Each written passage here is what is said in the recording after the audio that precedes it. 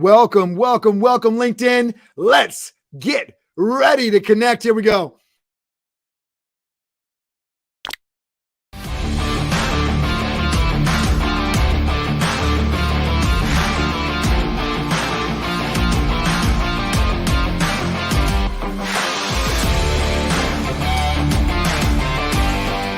He challenged me. He said, you should meet 2 or 3 people every day. We're talking about how to level up on LinkedIn and engagement, being the go-giver, the idea that being open to opportunity. We all deal with challenges, but how do you overcome that? Master Connector with Steve Spiro and Cameron Toth is live on air.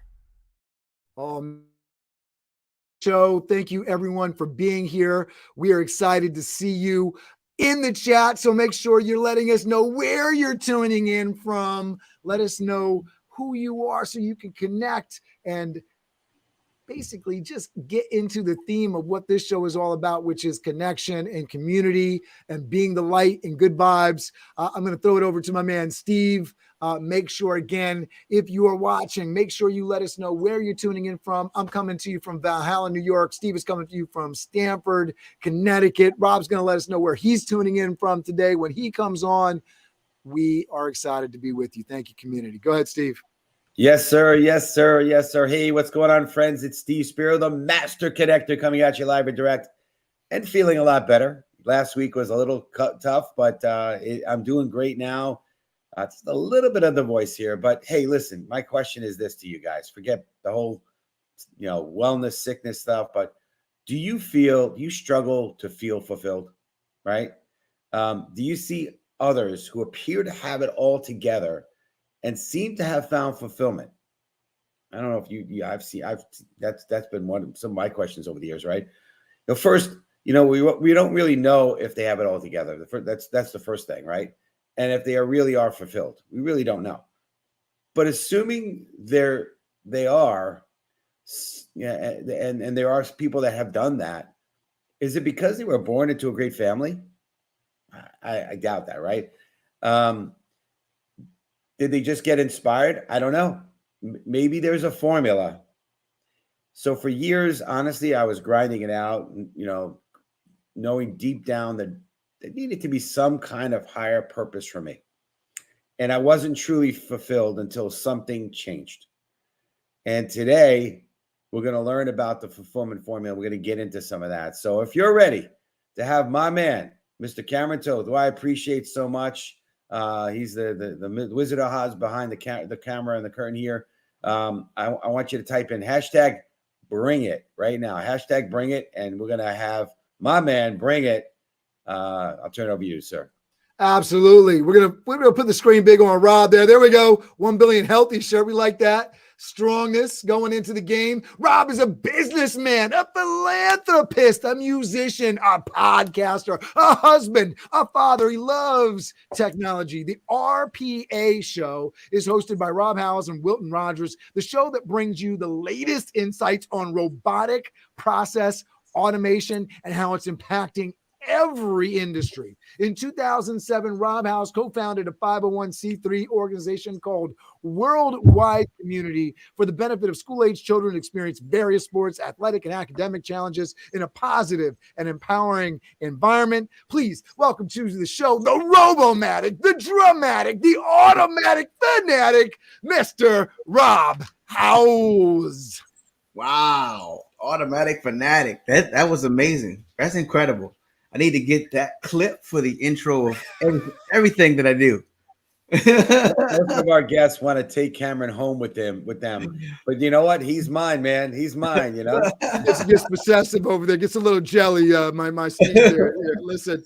We appreciate you. We're really excited about this conversation for a lot of different reasons. Steve, get us going on this conversation here. We're looking to really dig into this fulfillment thing, and for our audience, for everybody that's tuning in the audience, what does fulfillment mean to you? We'd love to hear from you. What does fulfillment mean to you? Type it into the comments down below. We'd love to hear what is something that fulfills you as we have this conversation on the fulfillment formula. Steve, get us started. And to that point, absolutely. Type in hashtag fulfilled right now, because we're gonna get into that right now. Okay. So the question for you is, Rob, did you always feel fulfilled? And what happened?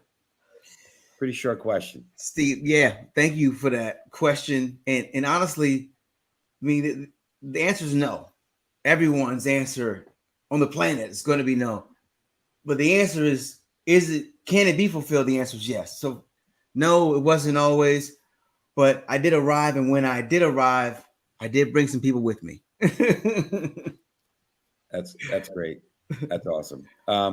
Yeah, I mean, so tell us a little bit about that journey. So what kind of change? What happened? What's the kind of walk us through a little sneak preview. We have a bunch of questions we want to get to, so we don't want to go too deep into this. Just give us a little bit on how that kind of happened for you. Honestly, I can shorthand it for you right now and give you a really good understanding about it, a broad perspective. So one of the attributes that helped me to accelerate in the fulfillment was listening. It was the empathetic listening. It's the difference between listening and empathetic listening. Listening is just hearing sounds. Empathetic listening is actually listening with the intent to understand. Okay. Also to yourself. So when you do those things, you then get better perspective. You get a better understanding. You get closer to people. You're more accepted by people because they feel more accepted by you. A lot of things begin to happen. So I began to understand that pretty much that attribute of listening was a superpower. And that's what kind of accelerated my route. Can you tell me that again? Because I wasn't. Nice. Ding, ding, ding. And anyway, where are you? I forgot to ask this, Rob. Where are you coming to us live from today? So I'm from the DMV, they call it, which is DC, Maryland, and Virginia. You know, listen, that term confused me for a while. I was watching a basketball show, and they kept on saying the DMV, and I'm like, the last time, I heard DMV, that's standing for Department of Motor Vehicles. Yes. Right. And then it also sounds like the demilitarized zone for like South Korea, right? So I was like, what DMV, what are you talking about? And then I looked it up and I was like, oh man, all right, I know that area because I don't know if it's like that down by you, Rob, but the DMV up in the New York area, it's better today because they do by appointment. He's gonna take it to the DMV. Oh my God, it was the worst experience. Like, you just. You don't want to do it. You dread it when you have to do it. Yeah. Talk about going to a place that makes you feel unfulfilled with people that seem very unfulfilled with their life. Very, yeah. But it's gotten better. It really has. It has. COVID did a lot for that, and they goodness, required appointments now, and it's way better. Yeah, automation. They've gotten more technical. Automation. Talk about the automation is for so many people. The bank, the banks, the folks. That's a wonderful thing. Mm-hmm. And when we talk about, this isn't exactly a show for it, but I know you're going to talk about automation. But the idea that change forces you, and a lot of people, once change happens, they start feeling unfulfilled, right? Because they're like, oh, this isn't what I pictured to happen. Right. But this is one of those things where change forced so many businesses to move past the fax machine and all this other nonsense where it's like, you can't expect people to go. We don't have that technology in the house. And you can't force people to go pay, $3 a mailbox, et cetera, to fax something if nobody wants to be next to each other, right? Right. Yeah, right. Absolutely. Well, good stuff. Well, good to see Susan on the show with us as usual. I saw Dimitri, your man Dimitri from Guatemala was in the house. I love it. We always ask for it, and I feel like people get old and bored and tired with it. But I loved hearing Yolanda letting us know that she's coming from Texas, right, as we know. But just good to hear Susan, BC, Canada. We have a very international following, and it's really good that Dimitri's checking in from Guatemala. Everybody that's having World Cup fever, the flags are coming out, right? There's a lot of fun going on with that right now. Sid checking in here, and Jen Russman, which I got to say this out loud because it's just fun to say. Howze is in the house. There we go. Sid Cadigal, fulfillment means completion in the end. So thank you everybody for checking in. All right, Steve, keep us going here. Yeah, you were touching on change there, Cameron. So I want our community right now to type in the hashtag what, and we're going to go ahead and dig into that. So, what was the catalyst for change in your life, right? And we're not talking, we could talk later about automation and the change in that side, but we're talking more kind of that fulfillment change. And what was the catalyst for you in your life? It really was my marriage. 2018. It was a more than a change. It was a metamorphosis. But what happened to me was I came to my wife and I was genuinely wanting to know her opinion about me. When I asked her how she felt, some of the things that she shared, I was unaware of, which indicated to me that I needed to do more listening, as I was saying earlier, and that empathetic listening, and then beginning to understand what her love language was and is. And by me doing that, it actually changed our relationship. Some things manifested just from that exchange. And there's some things that she opened up to me about, which took our relationship to the next level. But none of this would have happened without the listening. The listening came from asking the questions. So I asked the questions because I was really interested in our marriage doing something more than what it was currently doing. And come to find out, I was at the root of it. So how do you find the root? You ask, as John Maxwell says, if you ask the right questions, you'll get the right answers. Right. And so that's what I was doing, digging. I found it. So here we are now, and just living our best lives in regards to our marriage. And that works in every category of life. You ask those questions with the intent of really understanding, the empathetic listening, you'll get the insight you need. That's great. And it wouldn't be a show if we didn't talk about a book. So you just dropped the bomb with that book. And if you haven't read it already, The 5 Love Languages, I know Cameron will probably bring it up at some point, but it's a great book. And acts of service, gifts, quality time, physical touch, and words of affirmation, right? Mm-hmm. And it's interesting, right? So for quite a while in my marriage, my wife she's a definitely acts of service person for sure, 100%. Mm-hmm. And she would do these things for me, and she, I was, and it doesn't do anything for me. And it was almost like I was almost maybe borderline annoyed about it. And so I did double damage, right? Because I wasn't, number one, I was kind of like not even responsive about it. And number two, and not appreciative of it. Number, the other part of it, there it is. I know I could count on this man. He's awesome. But the other part of it was I was, she wanted that, right? She was hoping that I would get a clue.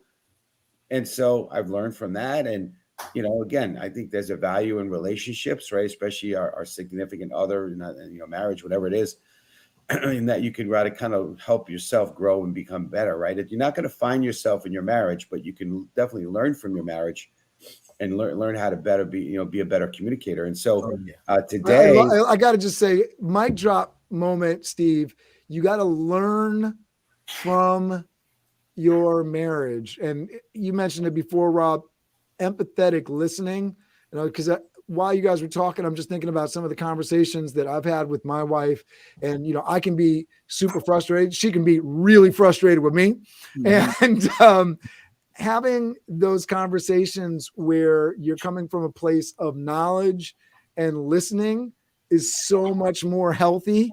And if you're actually learning from the relationship, yes, you can feel a lot more fulfilled as you're going through that relationship and know what the garbage is and the stuff that you need to pay attention to and the stuff that you don't need to pay attention to. Extremely important points. Love that.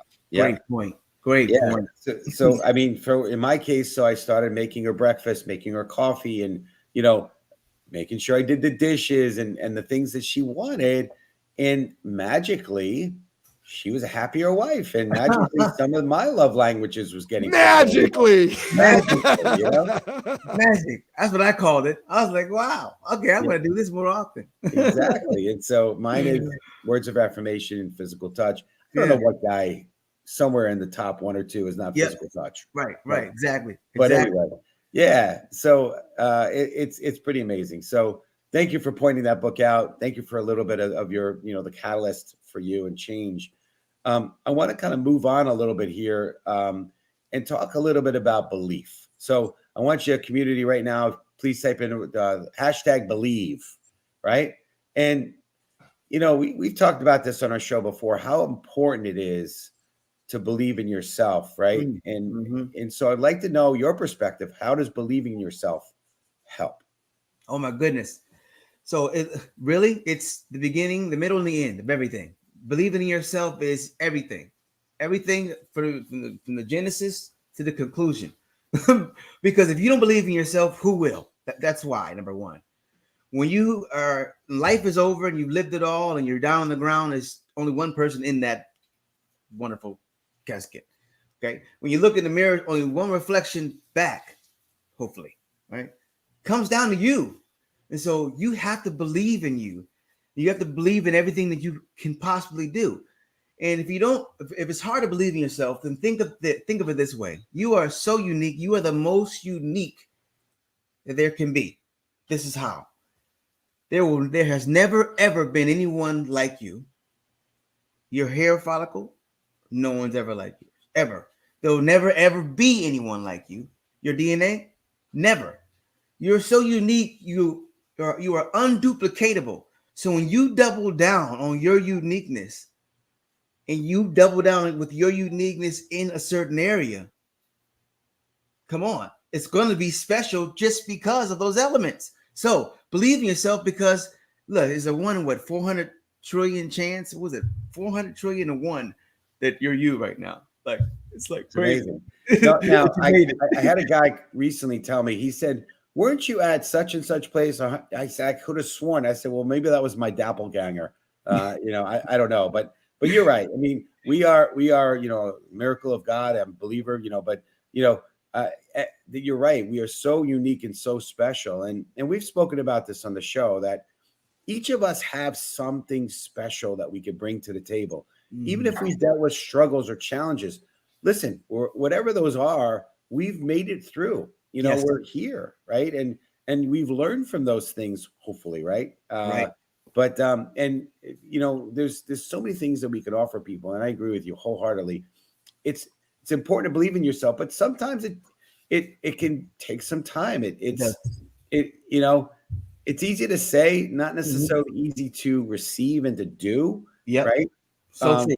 I think sometimes, for me, it's knowing, like you said, that we were made by the Creator, wonderfully made, right? That's there's some scripture in there about that, but basically it's just believing in your heart. And then I also, and I know we're not going to talk a lot about this today, but maybe touch on a little bit, when you help other people, and you've really served other people, and then they start to speak positively about your impact on them, that you even believe even more about, in yourself, But you hit the ball out of the park into the water. It's gone. Okay. That, what you just said about the giving, that's humanity's superpower. We were just talking about this yesterday. Yesterday was the Tuesday was Giving Tuesday was yesterday. Right. And the power in that is, not only does when you give, it impacts everything and everyone, not just outwardly, but even like biochemically. Certain things happen neurologically. So when you give to someone, you create this thing called a dose of happiness, DOSE, which is dopamine, oxytocin, serotonin, and endorphins. All boost your immune system, boost your energy. That's good. The person who you gave to gets it. The people, the onlookers, they're getting it. Everyone's getting this dose, right? And that's from giving. So heck yeah, that's our superpower. And so the more we give, really, the more you get. Go getter, right? Yeah. But so you can give selfishly, or just give from your heart. Either way, everyone's going to win. I love it. Yeah. No, and it's appropriate to speak about that a little bit, because we are in the middle of, about to go into that giving season, right? And I know that there's a lot more joy when you literally get a chance to give somebody a gift and seeing them receive that gift, than it is. And I love that dose. I have to try to remember that. Maybe we could put it somewhere and write it out. And I got that from Jacqueline Way. She runs the 365 Give movement, where they had that National Day of Giving. It's absolutely incredible. It's so phenomenal. You got to have her on your show. I'll introduce you to her. Please. What's her name again? Jacqueline Way. Jacqueline Way. Okay. Is I Way was going to say for WAY or Is Jacqueline spelled W-A-Y? Yep, W-A-Y. Okay, Yep. cool. All right. Well, we'll definitely looking to have her. Yeah, I'm writing it down right now. Yeah. I was going to say on the topic of giving and giving some advice around fulfillment, right? Because we are getting into a season. I think people can feel incredibly unfulfilled and incredibly challenged with giving to others. And I know we just recently, as a family, gave advice, me and my wife, to our kids. We're like, because they were like, oh, we're going to buy stuff. And we're like, guys, why don't you put your money together, get us something that's meaningful? And at the end of the day, if you don't spend any money on it, that's really might be the best thing, because the thing that we value the most are the things that you put time into. When you wrote me that song, when you, created that gift for me, that piece of art, that was something that I really, really valued. Yeah. And so what's some advice for our viewers right now on gift giving, so that we can both feel fulfilled through the gift giving process and less challenged? I think really, this is a great question, man. Great question. I think, anything from your heart is good. Anything from your heart is good. And another thing is, really through that empathetic listening, you can hear other people's hearts and what they really desire. And if you can match their desire with the gift from your heart, that's a good collaboration. I think the challenge that a lot of people get into is like, it's like, hey, Rob, I want to get you something for Christmas. What do you want? Yeah. Right. Rob, what do you want? And it's hard. It's really hard to answer that question. It is. And you can kind of think also, if you know them, what could they benefit from? What do you think? And you know what I mean? We can call it a hypothesis, But put that on there. No, I think from the heart makes a lot of sense. I'd also say for folks that are like, well, what does that mean from the heart, right? So we were talking about the empathetic listening.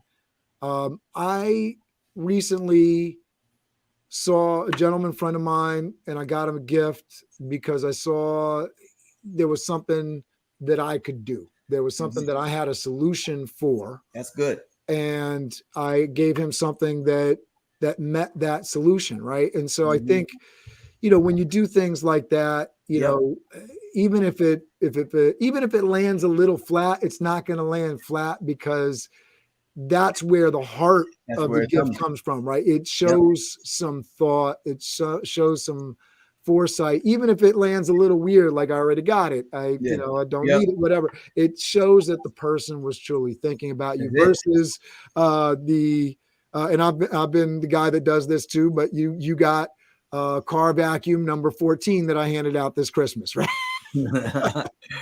Right. That's great. It's interesting in that, I am one of those guys that does enjoy giving, but I think and back to what you were speaking about before, right? If you really know the person, if you're listening and you're really getting to know them, and you get to learn about their needs, their wants, their desires, their challenges, the things that kind of are holding them back, then you'll know, right? I mean, I'm a big reader, so a book, especially if there's something they're struggling with, can be a good one. I'm not trying to say that's the end all answer, but something of value, something that's going to uplift them as a person versus a trinket, I think is always, to me, a better, more thoughtful gift than just something like, I don't know, one of the things to go on the back of your cell phone or something, right? Right. Little gadget. Yeah, exactly. Little gadget. Yeah, so, for sure. Well, good stuff. We want to keep this moving here. I'd like the audience, the community. We sort of touched on it already, but we want to put in hashtag others, because we want to be others focused for sure, and we want to talk about that a little bit more. I mean, we kind of touched on it a lot. Other than the joy and the fulfillment of giving others, to others, what are other values, would you say, for that? Is there anything other areas that you could think of that that can help you? Like for me, I believe what it does, and it not in a manipulative way, but when you give to others, when you help others, right? there's a sense of loyalty that kind of gets it. There's a bond that's created, and I believe there's also other values. Again, I'm not sure it's not a manipulation thing, but I found that to be a value of helping others and giving to others. What about yourself? Any other perspective? Oh, well, absolutely. So, giving not just works, neurologically, emotionally, relationally, every lead you can think of. So yes, if you have a giving heart, you're kind in that way, you're going to attract those type of people into your life. You're going to also attract those kind of business relations into your life, right? And then people are going to want to reciprocate that energy right back into your life. So yeah, there is, like I said, there's a selfish reason for giving because you're always going to receive somehow, but then some people, just give from their heart and they're just going to receive, So you're going to win regardless when you're giving, just because of the nature of it. Absolutely. Hey, Jen. Got what were you saying? Yeah, Rob. No, I was saying hey to Jenergy, my friend down Oh there. yeah. Uh-huh. Keep those shout outs going for sure. Hey, Jen. We know there's the law of reciprocity, the law of sowing and reaping are in play. If you give, you're going to eventually get. We know that, but I think there's also a heart thing. I also feel like you're going to connect better with people. You're going to create better relationships if you are others focused. I had, for years and years and years, I've blocked myself from other people because I was so me focused because, my situation, I was pretty damaged. Right. And, there was a lot of hangups I had. And so, but being others focused, allow people they feel that. It's not just a technique. They feel it. Yep. And when they feel it, they're drawn to you. And that's some of the intrinsic values I found of being others focused. Yeah. That's it. Good stuff. What was that? People don't care how much you know until they know how much you care. That's right. I know.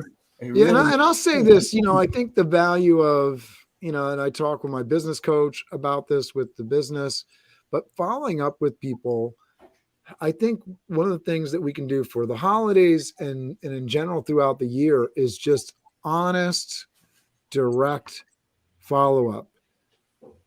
Picking up the phone, calling somebody, reaching out, checking on folks.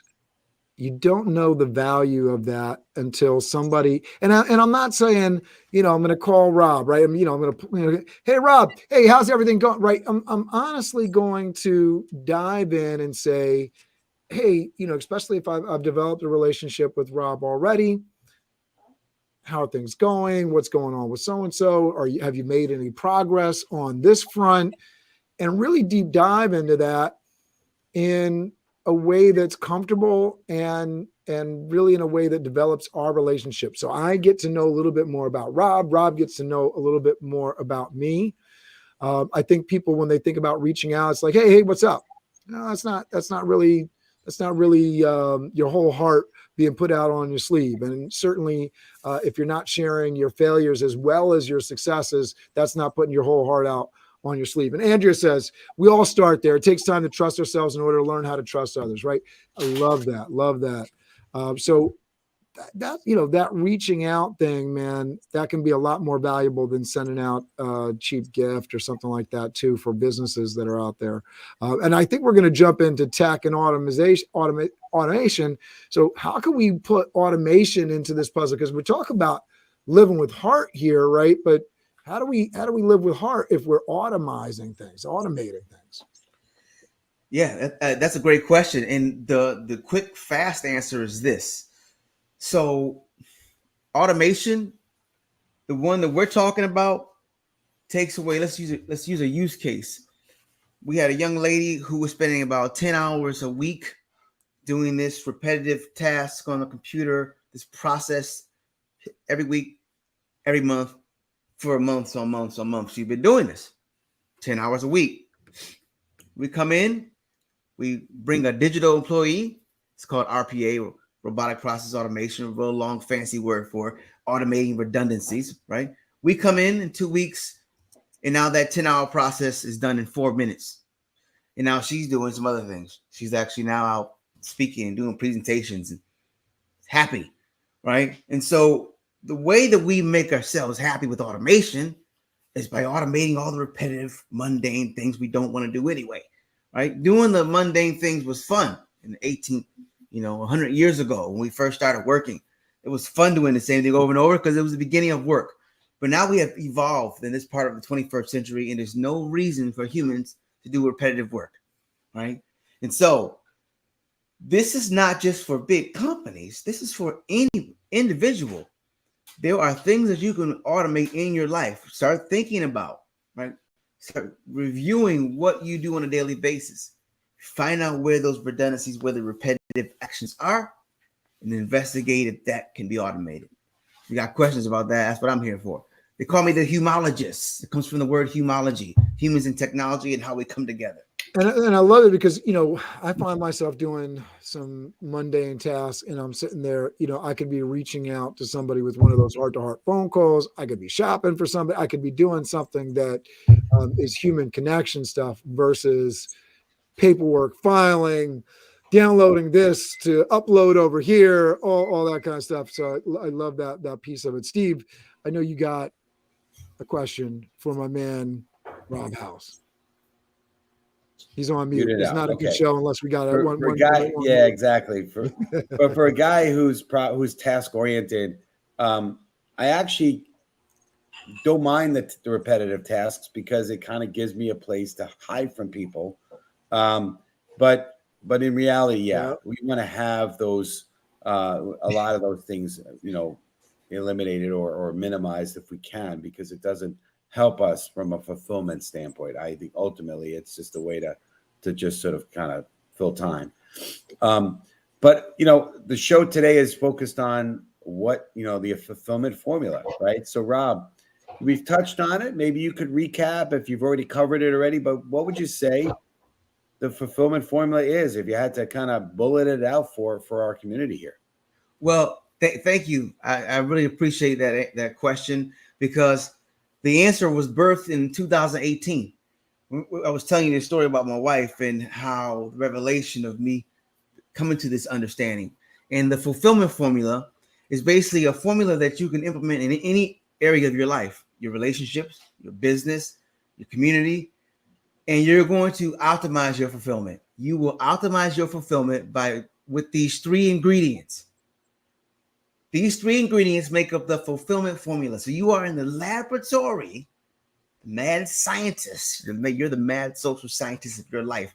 And ingredient number one is self-reflection. Self-reflection can also be called introspection. And that's the first ingredient. And the reason why this is the first ingredient is because you have to reflect on yourself and what you're doing to understand what you're doing. What you can measure, you can improve. Same thing with business, but in particular your life. And that's what I was doing when I introspected to ask myself, how was my wife actually feeling about me? Which then gave me the opportunity for the second ingredient, which is course correction. Self-reflection is number one. Course correction is number two. And the reason course correction is two is because as you are introspecting, you then want to make the proper adjustments based off your analysis. So once I found out that I was being a jerk unknowingly, I could stop being a jerk knowingly. That's what course correction is. Same thing with business. You review, reflect, and then you adjust. And then the third ingredient is humility. Humility gives you the ability to see things through humble eyes. When you're not humble and you have ego, a lot of times your perception will be distorted based off your emotions. But humility allows you to be low enough to be able to see everything. Humility actually puts you high. You sit low, but you wind up high. It's interesting. Gratitude, attitude, altitude. It's kind of that formality. So self-reflection, course correction, and humility. We are in the laboratory with these ingredients. You implement this in your life, and goodness gracious, it's going to be a great day. Awesome. Preach on there. Preach on. There you go. It's great stuff. Well, this has been amazing, and I know you have an offer for the community, right? I think Cameron's about to put that up there, but there's a free copy of the RPA playbook that you're offering to the community here. Yes. So there it is. Thank you, Cameron. But we just appreciate having you on, Rob, and it's I know you and I clicked, and we've done guest podcast, and just appreciate you big time, and your heart, your humility, your everything about you is just amazing. And Cameron was asking me a little bit about you before the show, and Cameron, I don't know, I think I pretty much nailed it, right? Absolutely. Yeah. And listen, before we get off of this thing, I'm sure there's somebody that has a question about what 1 billion healthy means on the shirt. So what does that stand for?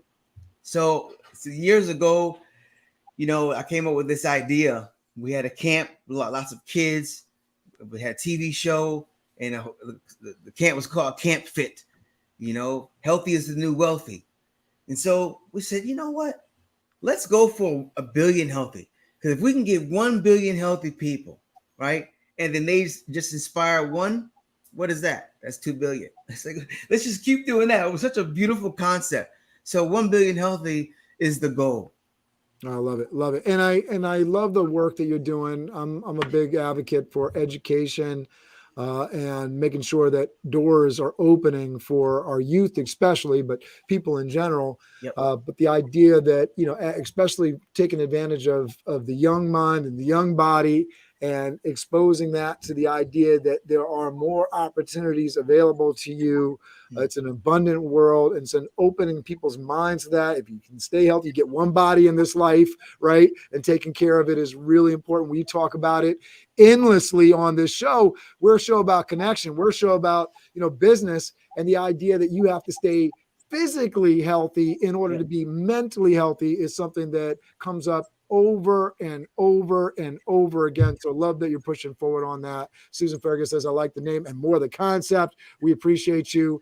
We definitely want to point out once again for folks that are looking for more on the RPA playbook, right? The automation playbook, that they can go to that link that is in the comments.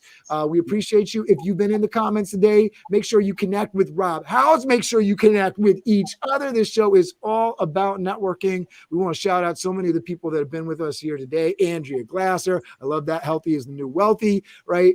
Susan Farrago, Sid Cadigal, who came in and helped us by putting some of the big points that you just laid down, and definitely, certainly gave us one of these mic drop moments for the show. So we appreciate that a great deal. And all the other folks, Yolanda, who's such an amazing community member showing up every week. We appreciate you and love you dearly.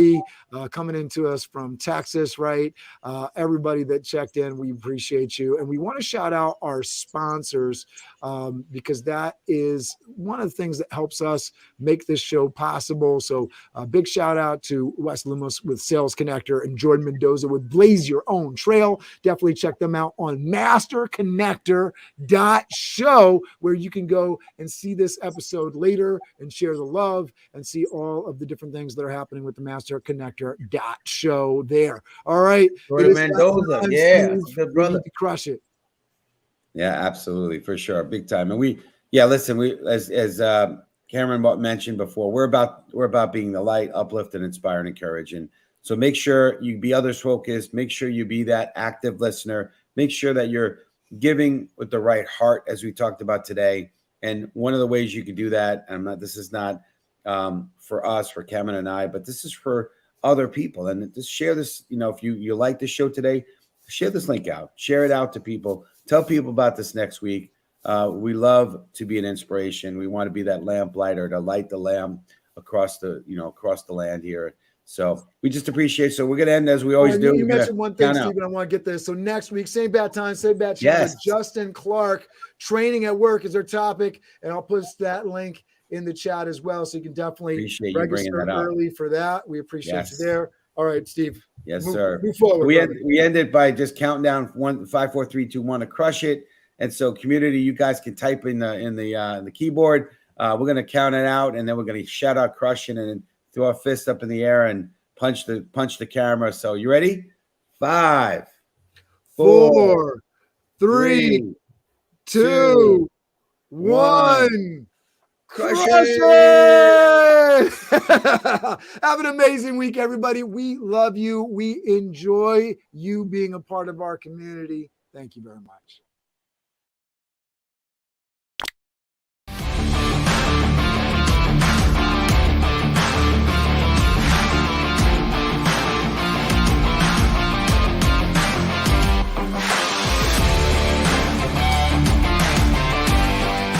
he challenged me. He said, you should meet 2 or 3 people every day. We're talking about how to level up on LinkedIn and engagement, being the go-giver, the idea that being open to opportunity. We all deal with challenges, but how do you overcome that? Master Connector with Steve Spiro and Cameron Toth is live on air.